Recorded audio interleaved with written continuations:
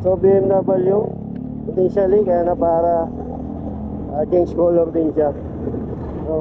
At i-verify lang natin dokumento kung nakapag-change color siya sa highway patrol at dumaan siya sa mga stencil natin. So usually kasi pag magpapa-change color ka, dapat dumaan yan sa highway patrol na stencil yan ng crime lab para legit, no?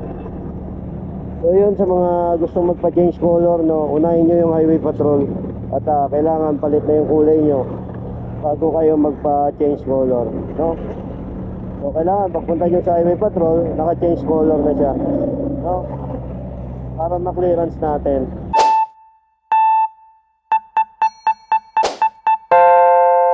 So mga ka-road-user, no, at binerify natin yung dokumento ni Sir Alan, no? At unregistered siya. A few moments later. So mga ka-road-user, no, at in-impound natin yung BMW. So mga ka-road-user, ginawa kasi natin dito sa change color na BMW ay tinikita na lang natin, no? Hindi na lang din natin siya i-impound kasi nga nakiusap sila na baka pwede ticket na lang. So titikita natin siya ng unregistered, mga ka-road user, dun sa violation niya, sa traffic violation niya, mga ka-road user, no? At tinitikita na natin yung BMW, no?